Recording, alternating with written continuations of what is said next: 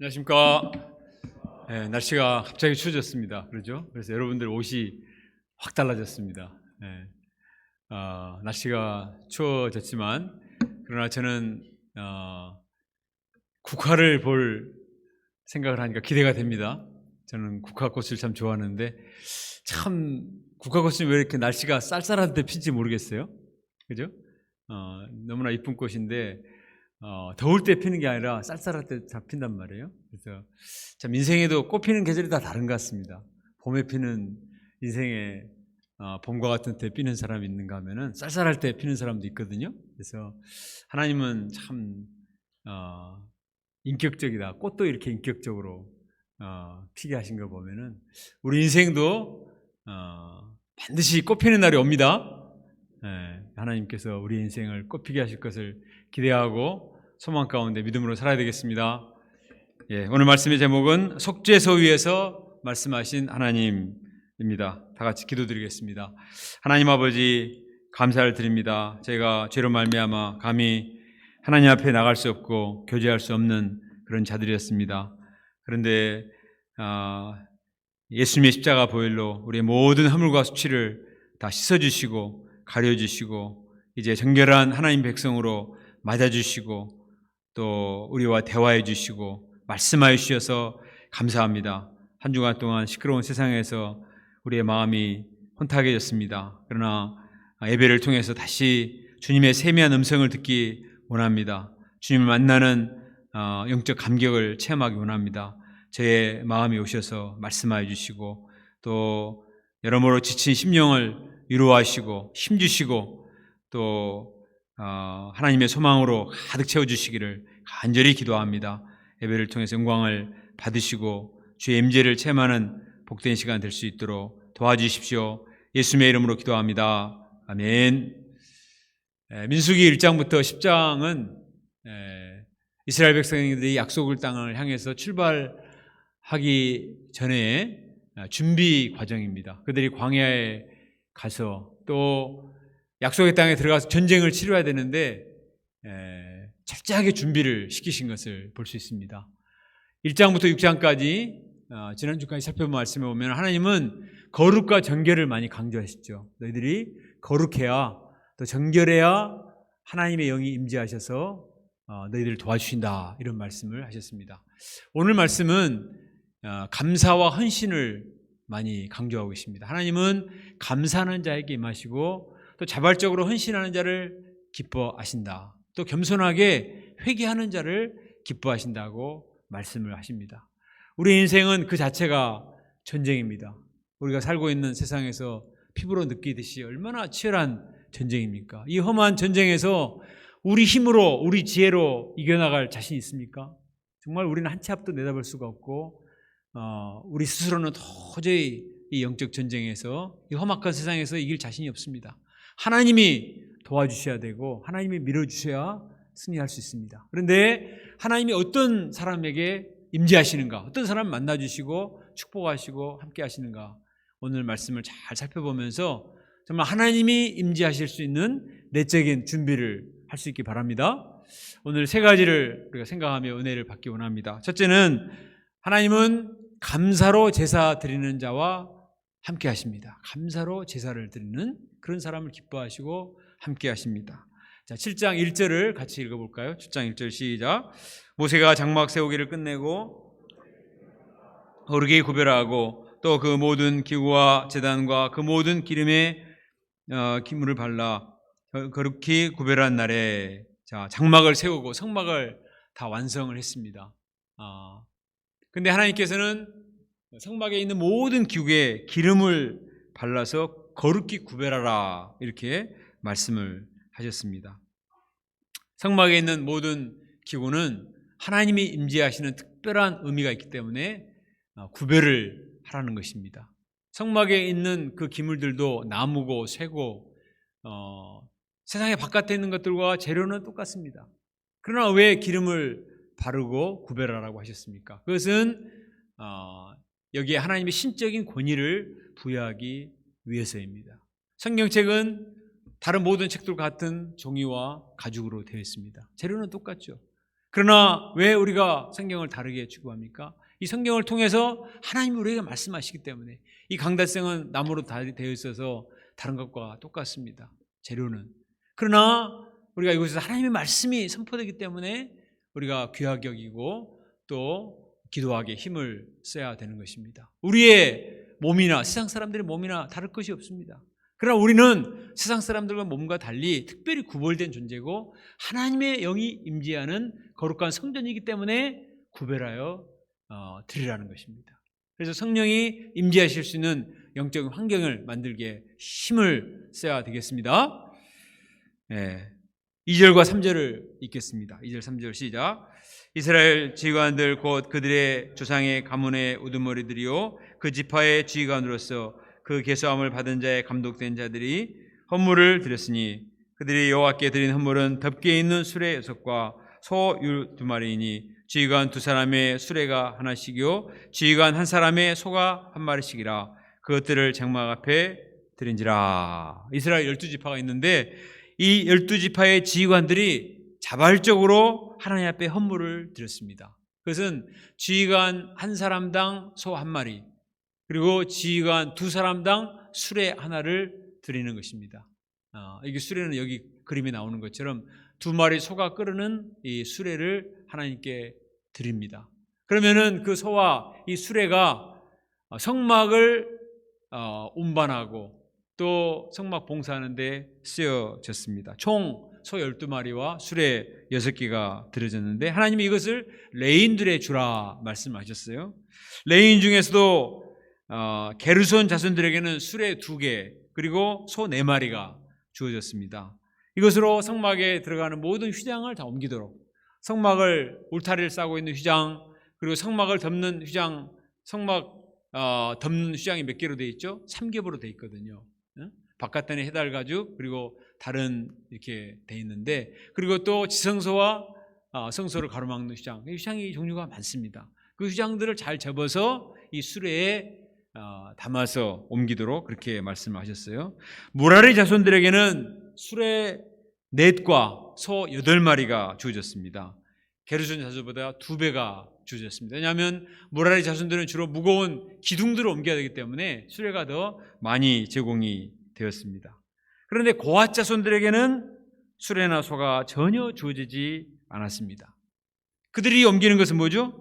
등잔대, 분향단, 언약궤, 떡상 이런 성막 기구들을 옮기는 것인데 그것은 수레에 실어서는 안 돼요. 그래서 반드시 이 고앗 자손들이 어깨에 짊어지고 옮겨야 됐습니다. 수레에 싣고 옮기면 편하죠. 그러나 이것은 특별히 하나님께 제사를 드릴 때 쓰여지는 성스러운 성물이기 때문에 수레에 실어서는 안 되고 반드시 직접 어깨에 메고 옮기도록 했습니다. 왜 우리는 힘들게 어깨에 메고 성물을 옮겨야 되는가? 이렇게 원망하는 고앗 자손들이 아무도 없었습니다. 왜냐하면 자신들이 옮기는 성물이 너무나 귀하고 거룩하고 섬세한 기구라는 것을 알았기 때문에 그들은 말없이 순종을 했습니다. 그렇게 귀한 것을 어떻게 수레에 싣고 옮겼습니까? 힘들어도 어깨에 짊어지고 옮겨야 합니다. 이것이 수고스러운 일이지만 그러나 이것은 특권이요 축복인 것입니다. 우리도 복음 역사를 섬기고자 할 때 때로는 십자가가 무겁게 여겨지기도 합니다. 왜 나에게만 무거운 십자가가 주어지는가? 왜 나에게만 메시지 순서가 자주 돌아오지? 다른 사람 아닌 것 같아. 소감 발표도 남한테만 더 많이 돌아오는 것 같고 또 양들도 어떤 사람은 말 잘 듣고 순한 양을 보내주시는데 나한테만 항상 문제 많고 또 신방 많이 다녀야 되고 속 썩이는 양을 보내주시는가 이런 생각을 할 수가 있습니다. 그러나 우리는 하나님께서 내게 주어지는 이 십자가를 부담스럽게 생각할 것이 아니라 이것을 영적으로 생각해 보면 이걸 통해서 내가 믿음을 배우고 기도를 배우고 하나님의 마음을 배우고 목자의 심령을 배우고 더 하나님께 쓰임받도록 하시기 위해서 이렇게 주시는구나 이렇게 생각하면 감사하죠. 부담스러워하고 불평할 것이 아니라 오히려 감사할 수가 있습니다. 우리는 십자가를 지면서 더 많은 영적인 비밀을 체험할 수 있습니다. 십자가는 육체적으로는 부담이지만 영적으로는 큰 축복입니다. 찬송가 461장에 보면 십자가를 질 수 있나 주가 물어보실 때 죽기까지 따르오리. 성도 대답하였다. 우리의 심령 주의 것이니. 그 다음에 뭐죠? 주님의 형상 만드소서. 우리가 십자가를 지면 고생스럽고 땀 흘리고 수고하고 다른 사람보다 더 애를 쓰는 것 같지만, 그러나 축복이 뭐냐? 주님의 형상을 닮아갈 수 있다는 것입니다. 내가 감히 주님의 형상을 닮아갈 수 있다. 이것은 억만금을 죽어도 살 수가 없는 것입니다. 감히 죄인 되었던 내가 주님의 은혜에 동참하고 주님의 십자가에 동참함으로써 죄악된 과거의 나의 모습을 벗어버리고 거룩하고 정결한 하나님의 사람이요 하나님의 영광스러운 형상을 참 내가 새기면서 소유할 수 있다는 것이 얼마나 큰 축복입니까? 이것을 아는 사람들은 십자가를 부담스러워하지 않습니다. 십자가를 어깨에 짊어지고 가는 것을 영광스럽게 생각합니다. 예수님은 하나님의 아들이시기 때문에, 하나님의 아들인데 내가 꼭 십자가를 지고 갈 필요가 있는가? 죄인들이 져야 되는데 예수님은 죄도 없잖아요. 더구나 무거운 십자가를 술에 싣고 오거나 죄 많은 사람한테 지고 오라고 할 수도 있지 않습니까? 근데 그렇게 하지 않았어요.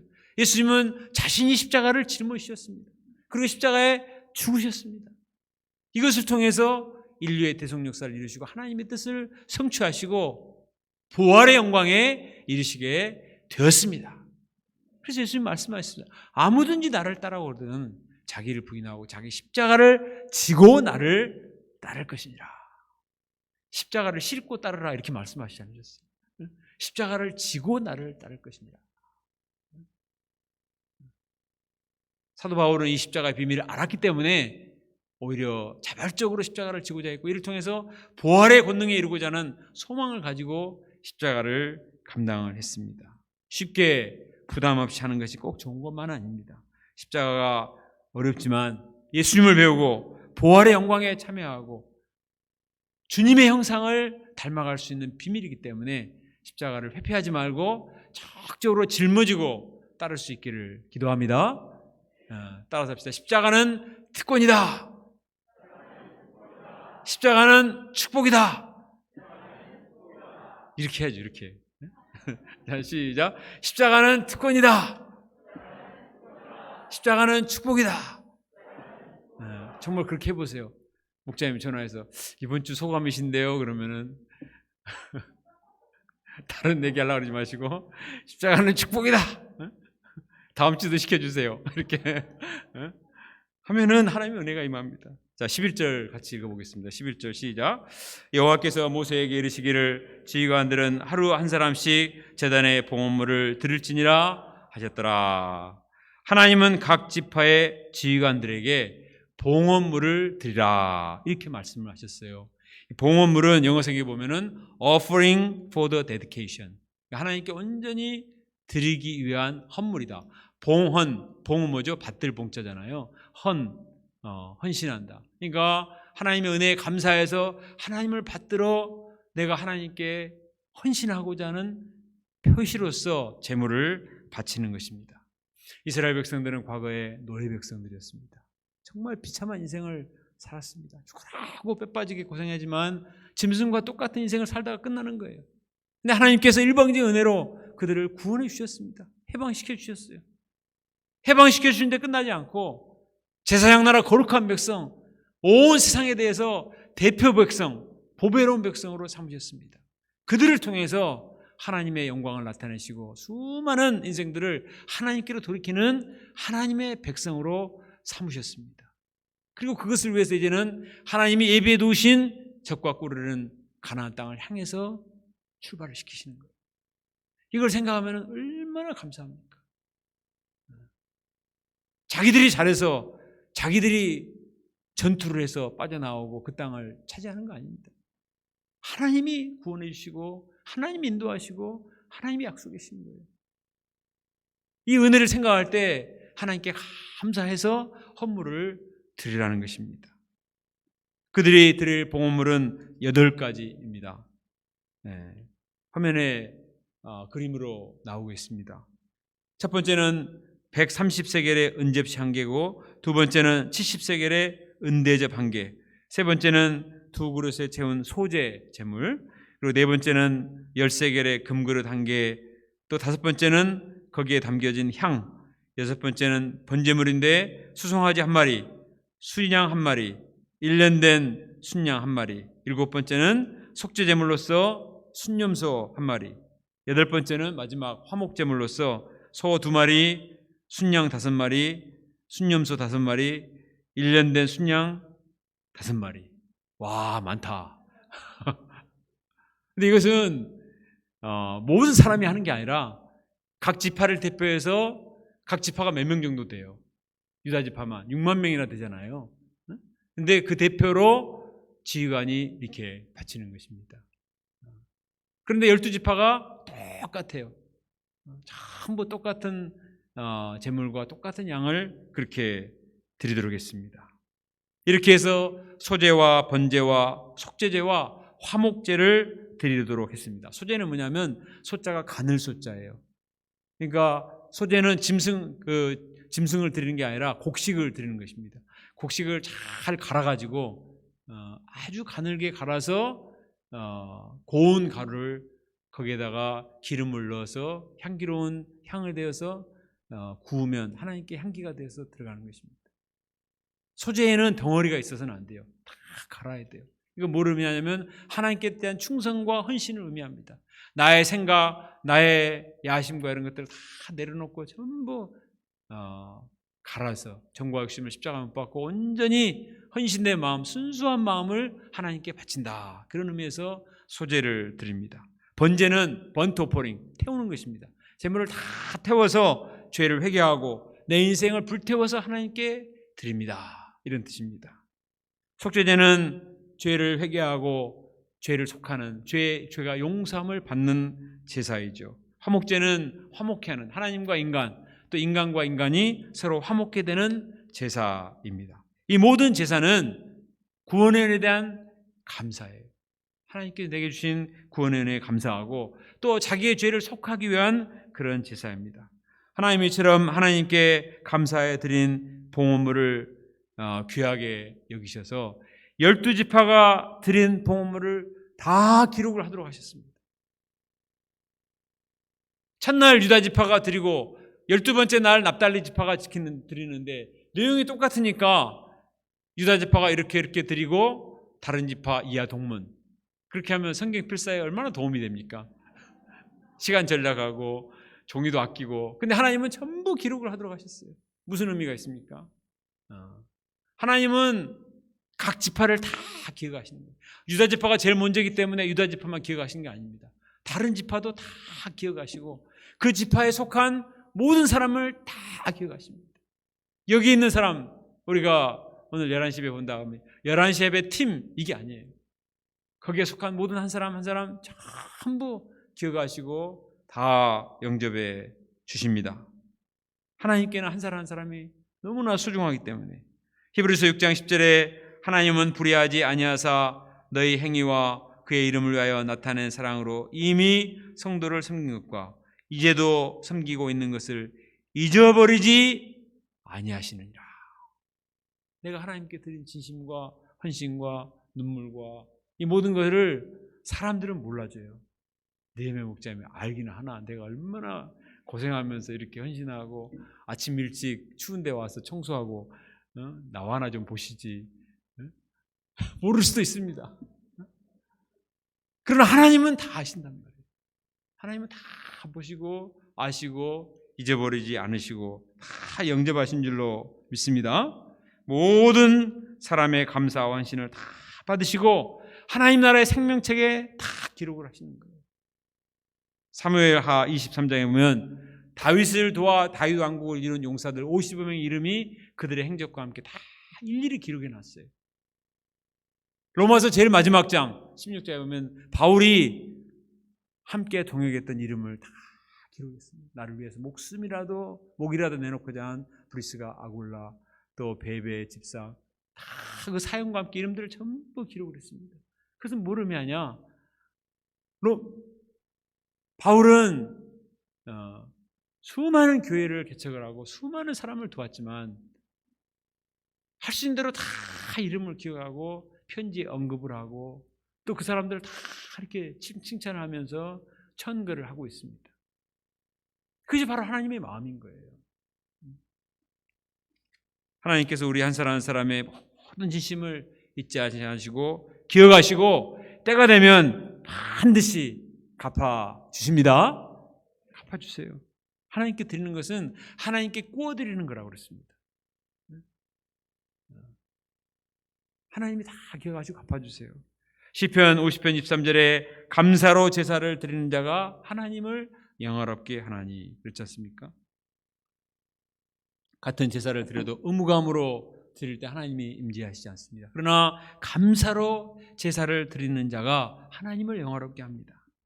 우리가 하나님께 받은 은혜가 얼마나 큽니까? 이 은혜에 감사해서 헌물을 드리고 헌신을 맹세할 때 하나님은 너무나 기뻐하십니다. 그래서 더 많은 축복을 주세요. 자녀들이 부모 은혜에 감사해서 애들이 물질이 얼마나 있습니까? 그래도 정성껏 편지를 쓰고 작은 선물이라도 하면은 부모 마음이 얼마나 뿌듯합니까? 그래서 자녀들이 부모에게 준 선물에 10배, 100배, 1000배로 갚아지는 게 부모의 마음입니다. 그렇죠? 네. 하나님도 마찬가지예요. 하나님 우리에게 있는 것을 뺏어가기 위해서 헌물을 바쳐라 이렇게 말씀하시지 않습니다. 네. 이것은 축복의 꼬투리로 바치라는 거예요. 아이들에게도 감사하는 법을 가르치지 않으면 스스로는 잘 하지 않습니다. 저도 생일이 되면 아침 일찍 딸에게는 금방 문자가 옵니다. 그런 아들은 반드시 오늘이 무슨 날이지? 기억을 시키고 그러면은 아빠 생일이요 축하합니다. 끝. 편지 좀 보내. 그러면은 한참 언제 올까? 오후에 이렇게 옵니다. 그래도 그것 받아보고 감격하고 억지로 푸시를 해갖고 받아내면서도 그것도 감사해가지고 복사했고 붙여놓고 이게 부모의 마음이란 말이에요.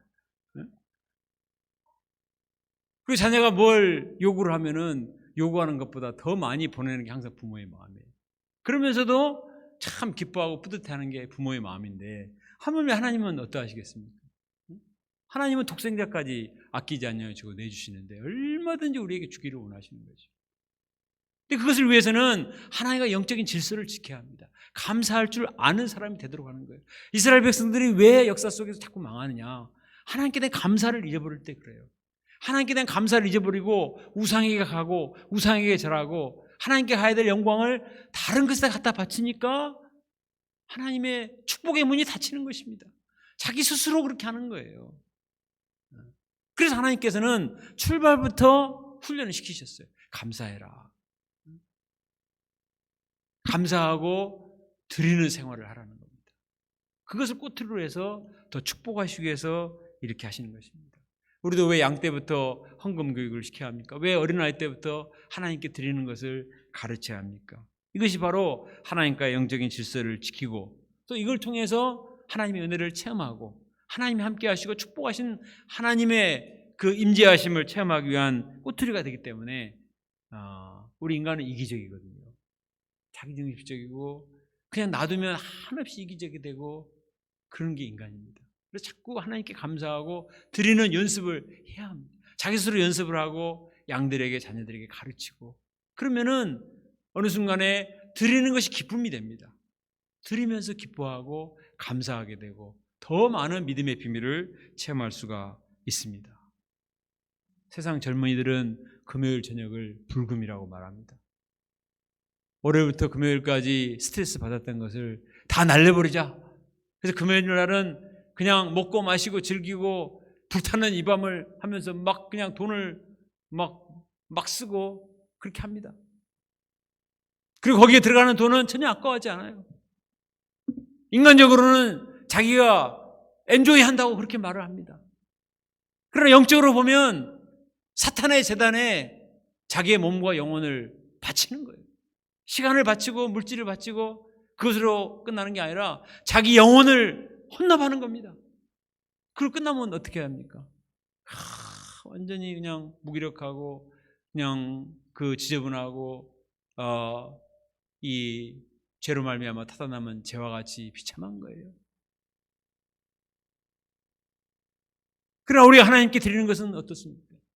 우리도 하나님께 시간을 드리고 물질을 드리고 드립니다. 그러나 우리의 드림은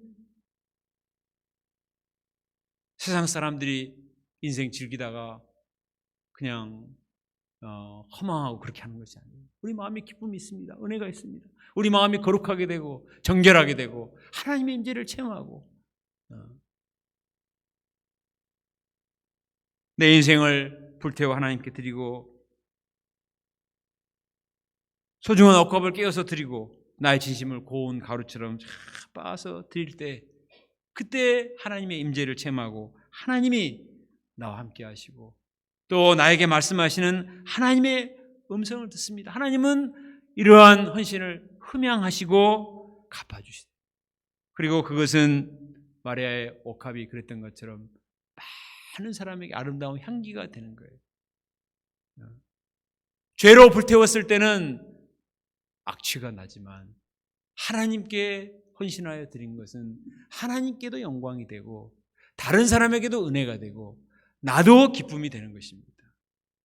무엇보다 성령의 열매를 맺는 거예요.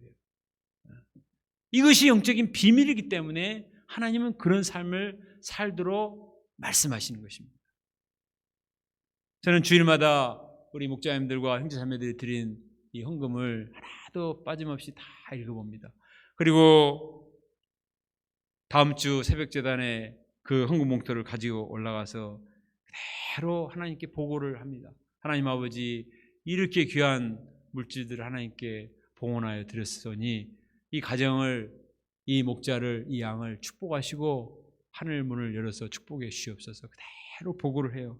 그런데 제가 읽으면서도 감동을 받고 어떤 때는 깜짝 놀랄 때가 많습니다.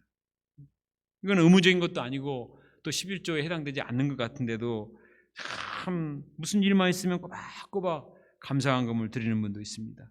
세뱃돈도 11조에서 드리고 또 출장비도 11조로 해서 드리고 그런데 문제는 하나님이 그런 가정과 사람을 축복하시더라는 거예요. 때로는 너무 무섭다는 생각이 들어요. 하나님은 너무나 정확하세요. 하나님께 다 보고 계시다가 그대로 갚아주시는데 저는 삼자의 입장에서 이게 무서운 생각이 들 때가 있어요. 하나님이 너무나 정확하시고 분명하시다 하는 것입니다. 우리가 주님께 드린 헌신은 결코 헛되지 않습니다. 고 이한나 사모님도 주님께 드린 것만이 남는다, 이런 아름다운 말씀을 남기셨습니까? 주님은 우리에게 하나밖에 없는 독생자를 십자가에 내어주셨습니다. 때마다 한량없는 은혜를 베풀어 주셨습니다. 이처럼 내가 받은 은혜를 생각하면 내가 주님께 드린 것은 너무나 작습니다. 내 주 예수 주신 은혜 한없건만 내 주 앞에 이 적은 거 다 드리니 주 예수여 내 정성을 받으소서.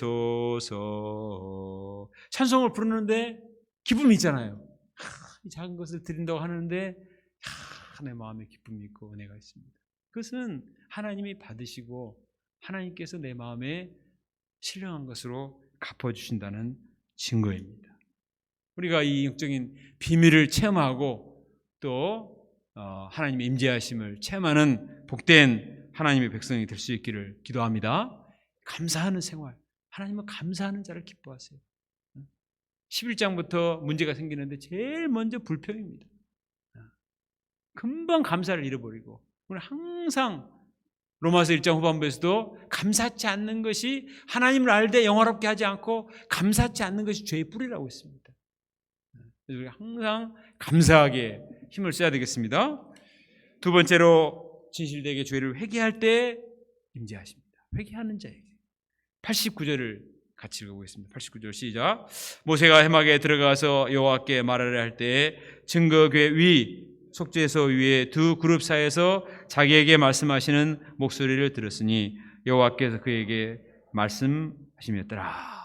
이스라엘 12지파의 지휘관들이 하나님께 헌물을 드리고 이제 모세가 성막에 들어갔습니다. 근데 하나님이 참 말씀을 하시는데 어디서 말씀하시느냐?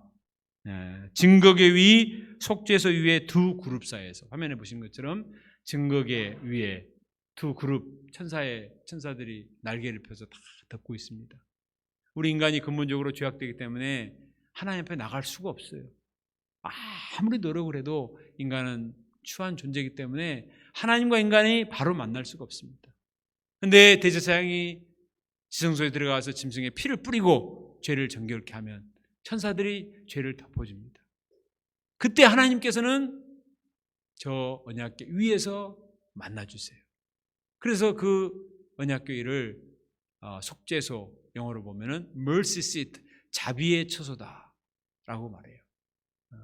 이것을 시은사로 하고도 합니다. 시은소, 줄시 은혜은, 그래서 은혜를 주시는 장소, 이것을 말합니다.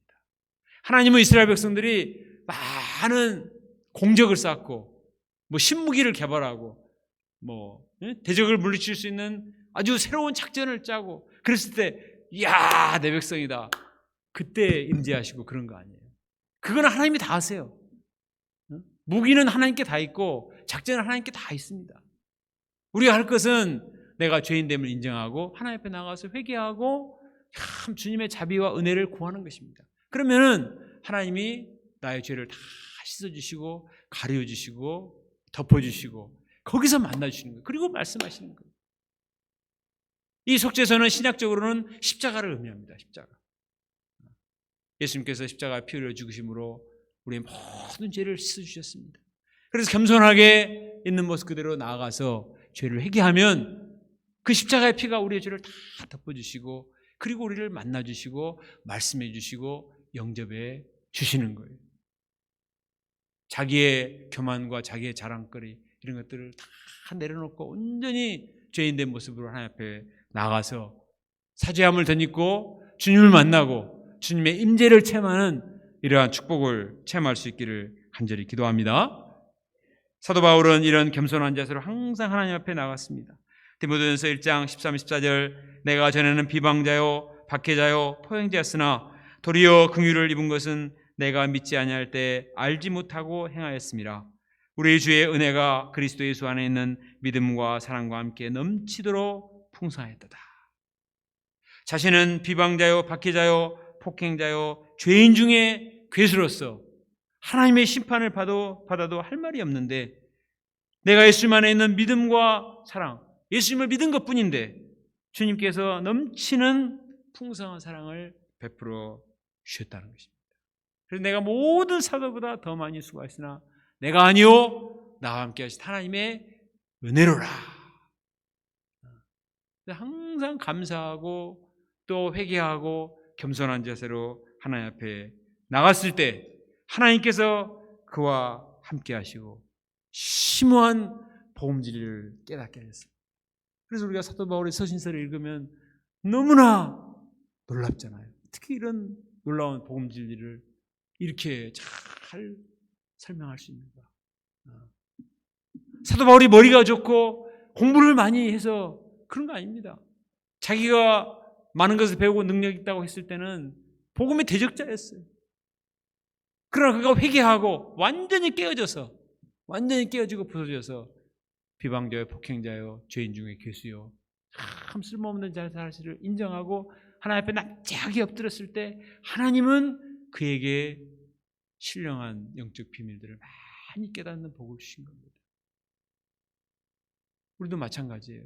정말 하나님의 복을 체험하고 원한다면 우리는 정말 자격 없는 나 자신을 인정하고 주님 앞에 나가서 참 엎드리는 겸손한 마음, 회개하는 마음. 세리와 바리새인의 기도가 나오죠. 바리새인이 자기가 이것도 하고 저것도 하고 막 자랑할 때 하나님이 안 받아주셨습니다. 세리가 막 가슴을 치면서 자기가 감히 하나님 앞에 얼굴을 쳐다보지도 못하고 얼굴을 두지도 못하고 이렇게 나갔을 때 하나님은 그런 세리를 만나주셨거든요. 우리가 항상 하나님 앞에 정말 회개하는 마음으로 나가서 십자가 보혈로 정결케 되고 주님을 만나고 주님의 세미한 음성을 듣는 이런 축복을 체험할 수 있기를 간절히 기도합니다.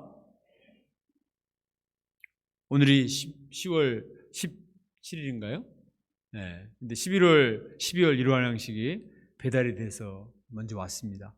그래서 제가 한번 책 내용을 보니까 시카고 UBF에 민요수아 선교사님의 인생 소감이 실려 있었습니다. 지난 선교사 수양회 때 발표했던 내용인데 읽어보고 참 은혜를 많이 받았습니다. 제가 개인적으로 아는 분인데 인생 소감 이번에 처음 봤습니다.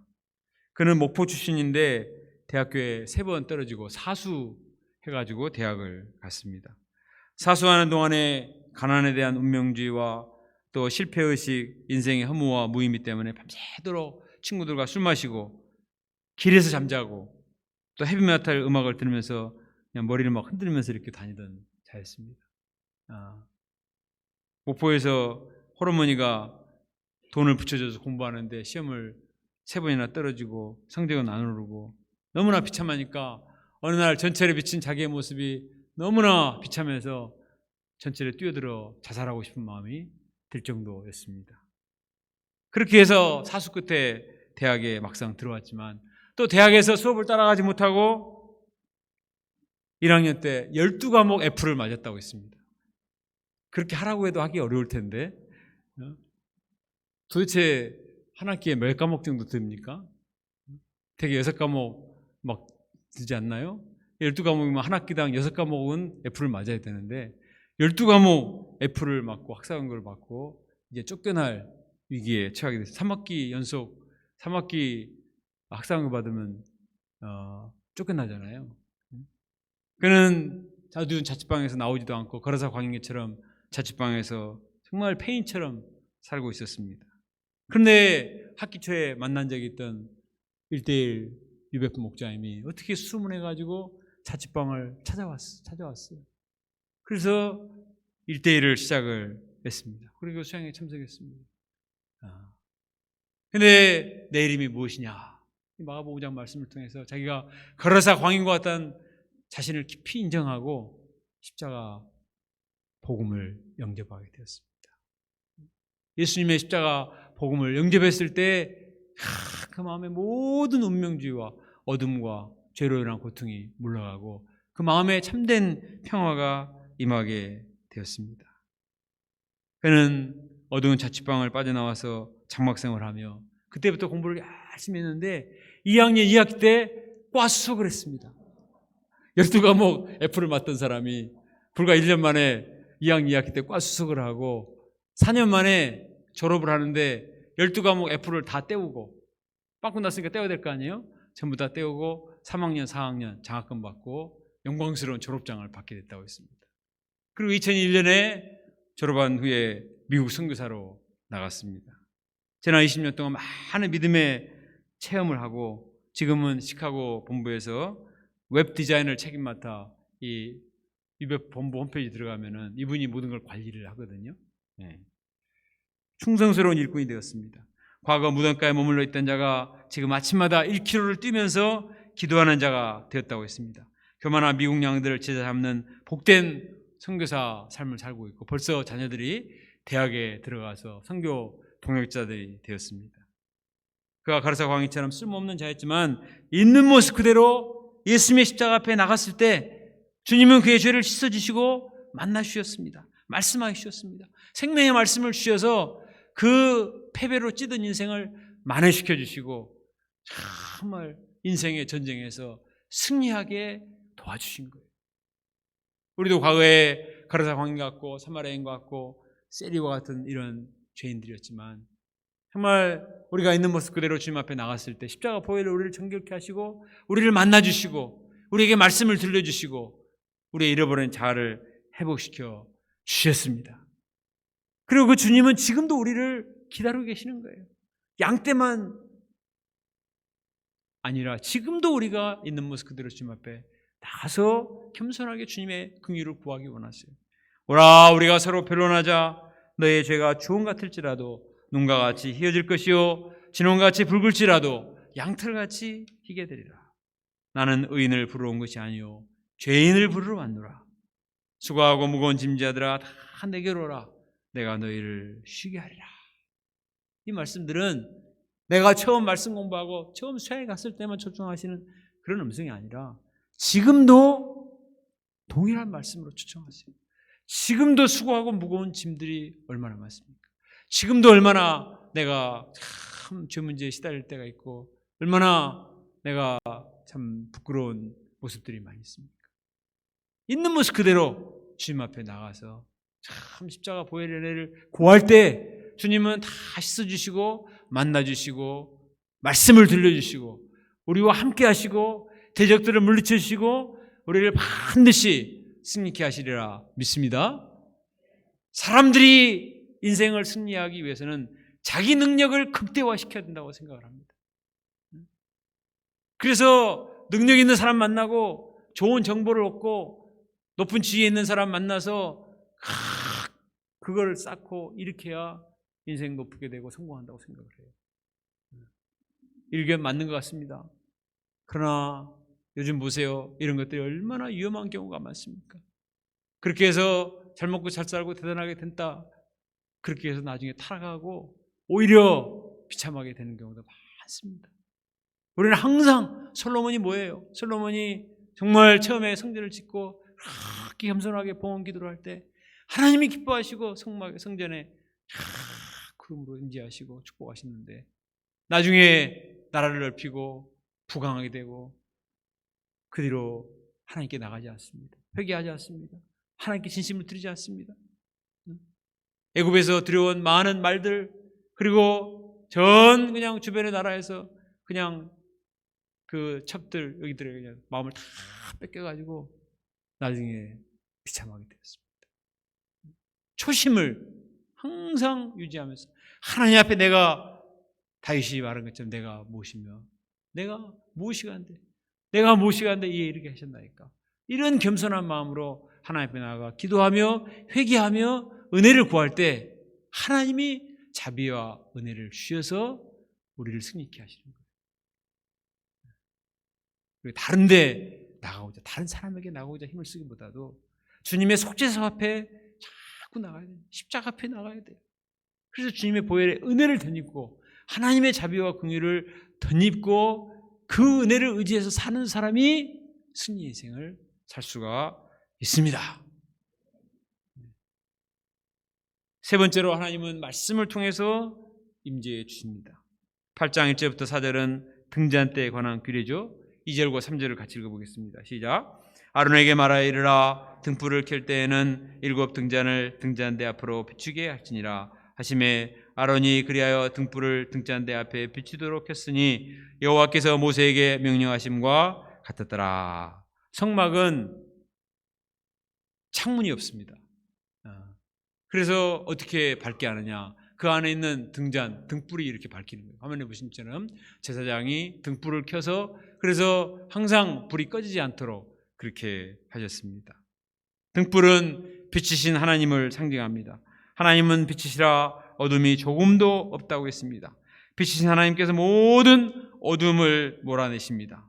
우리 인간들의 마음에는 각종 어둠의 세력이 얼마나 많습니까? 미움과 슬픔과 엄난과 시기심과 열등감, 패배감, 운명주의 이런 사탄이 심는 이런 어둠의 요소로 말미암아 정말 절망하게 됩니다. 나는 안 돼, 해도 안 돼, 어쩔 수 없어, 망할 거야, 포기해. 그래서 어두운 인생을 사는 사람들이 많습니다. 그러나 하나님은 말씀을 통해서 우리에게 희망의 빛을 비추시는 거예요. 시편 119편 130절 주의 말씀을 열면 빛이 비치어 우둔한 사람을 깨닫게 하나이다. 하나님 말씀을 열면 아무리 상황이 힘들어도 하나님의 말씀을 열면 그 말씀이 내 마음에 빛이 되어서 모든 열등감, 절망, 슬픔, 두려움 이런 어둠을 몰아내시고 죄의 찌꺼기들을 몰아내시고 우리 마음에 힘을 주시고 소망을 주시고 비전을 주시고 은혜를 베풀어 주십니다. 그래서 성막에 등불을 켜야 돼요. 매일 양식을 봐야 됩니다. 매일 말씀의 등불을 켜서 그 말씀이 우리의 어두운 마음을 밝히고 우리에게 주시는 그 희망을 볼 수 있기를 바랍니다. 우리 민요사 성사함도 마가복음 9장 23절 할 수 있거든 무슨 말이냐, 믿는 자에게 능치 못할 리 없느니라. 그 한 말씀을 붙들고 계속 도전했을 때 실패를 만회하고 12과목의 F를 만회할 수 있었다고 했습니다. 우리 정겸선 목자도 공무원 시험에 9년 동안 계속 떨어져서 처음에 1, 2년은 룰루랄라라면서 떨어졌는데 나중에 8년, 9년 하니까 이거는 정말 나중에는 우울증이 와서 교회 올 때도 정문으로 못 오고 부끄러워서 후문으로 왔다가 그냥 사라지고 밥도 같이 먹을 수가 없고 너무나 비참했습니다. 그런데 작년에 마지막이라 생각하고 마가복음 9장 23절 말씀을 붙들었습니다. 할 수 있거든 무슨 말이냐, 믿는 자에게 능치 못할 일이 없느니라 붙들고 기도했습니다. 특별히 면접날이 9월 23일이어서 9장 23절 승리 목자님이 9월 23일이 면접이니까 마가복음 9장 23절 말씀을 붙들고 기도하라고 해서 그 말씀을 붙들고 열심히 기도를 했습니다. 특히 바로 그 뒤에 나오는 24절에 보면은 예수님께서 책망을 했잖아요, 아이 아버지에게. 그래서 아이 아버지가 그러죠. 주여 내가 믿나이다. 나의 믿음 없는 것을 도와주셔서. 주여 제가 믿습니다. 겸손히 믿음 없는 것을 도와주세요.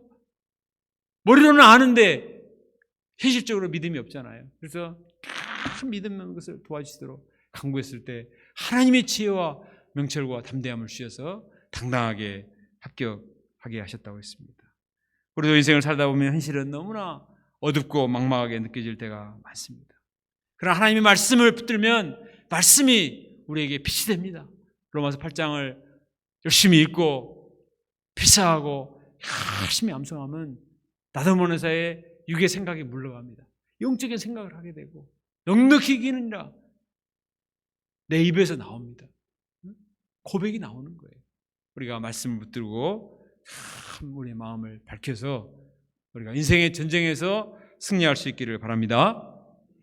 자, 결론입니다. 하나님은 어떤 자에게 임재하십니까? 감사하는 사람. 힘든 일이 있어도 원망하고 불평하기보다도 적극적으로 하나님께 감사하는 사람, 그리고 자기의 죄화물을 인정하며 회개하는 사람, 그리고 십자가 앞에 나아가 무릎 꿇고 간구하는 사람, 그리고 말씀의 등불을 켜며 말씀 붙들고 기도하는 사람, 이런 사람과 함께 하시고 말씀해 주시고 임재해 주시고 앞서가시며 대적들을 물리쳐 주시고 승리를 주십니다. 우리가 감사하게 힘을 쓰고 회개하게 힘을 쓰고 말씀을 붙들고 나아가서 인생의 영적 전쟁에서 다 넉넉히 이기는 자들이 될 수 있기를 바랍니다. 기도하겠습니다.